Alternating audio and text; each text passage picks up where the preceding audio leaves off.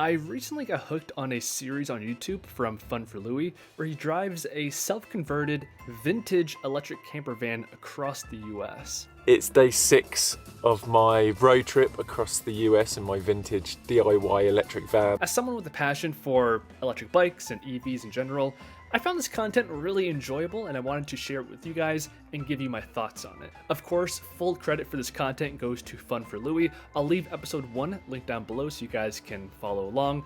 And I'm only going to be showing a few screenshots. I'm not going to be playing the video. So again, if you want to see the full thing, go to his channel. So the star of the show is a vintage Volkswagen van that Louis self-converted to electric. And I didn't even know that was a thing. So after finding out about this, I immediately did more research on the topic, and I discovered that before this latest series, FunForLouis did a full build series of this van on his channel. And from watching those videos, I can conclusively say that this whole process is not easy. I mean, the first thing you have to do is buy one of these vintage vans and immediately completely gut the entire thing until it's essentially just a chassis. This means removing the engine, the gas tank, all the original wiring, and that's terrifying because if you mess up and you don't complete this conversion, there's no going back. The next thing you need is all of the brand new components. So this is the electric motor, the controller, the chargers, the batteries. And in this video, Louis did say that he used a kit from EV West to do this conversion. So I went to their website and I think this is the kit he used, or at least something similar to this. And at its core, it follows the same basic principle as most e-bike conversion kits on the market. The big difference is this is a lot more complex, bigger, and requires a ton more problem solving. Another scary thing about doing this is the cost of the conversion kit. So this kit is close to $10,000 and it doesn't include installation or the batteries. And from my research, it seems like used Tesla batteries are popular in conversions like this, but even so, you're looking at about another $10,000 to get the capacity you need in a vehicle like this. So after you buy the car, proceed to completely tear it apart, then spend an additional 20,000 bucks on the full electric conversion kit. Then you get to start the long and often painful process of assembling the whole thing. If you want the full detailed walkthrough of this process, episode 1 of his build is also linked down below. But I do want to look over a few select images I pulled from his video so we can get a sense of how involved this whole process is. So here's a couple images of the wiring inside the vehicle.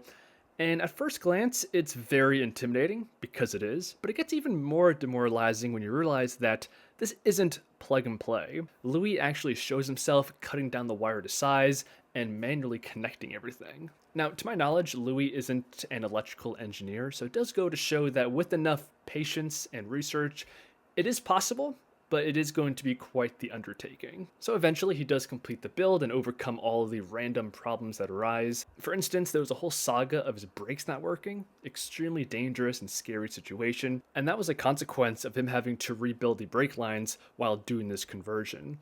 And that's the thing with DIY projects. This wagon, unfortunately, is just never going to have the same fit and finish as something like a Tesla. Louis is probably always going to have to be fixing and adjusting various things as long as he owns it. And that was actually a main reason why I ended up selling my first ever e-bike build. It was my first time ever doing something like that. The bike did work great. It was a ton of fun to use, but it just consistently needed work in a way that a mass-produced product doesn't. And that's just the price you pay for something unique. And it's something to keep in mind if you're considering doing something like this. Okay, so that was a look at the very unique building process of this self-converted electric camper van by FunForLouis, and that brings us to his recent series of him traveling with it across the United States. The series is still ongoing at this point, and I gotta hand it to Louis for doing a great job capturing all of the ups and downs of this experience.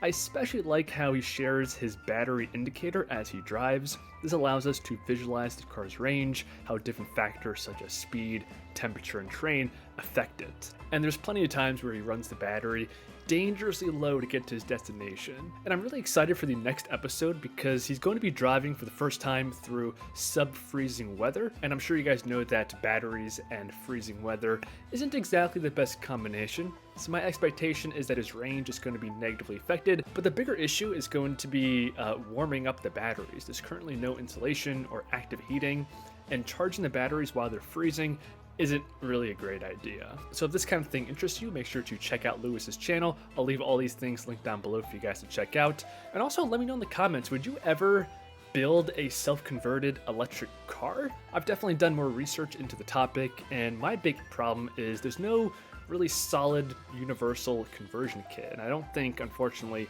one is really ever going to exist. But let me know your take in the comments. If you guys enjoyed the video, I appreciate a like, subscribe, and I'll see you guys in the next one.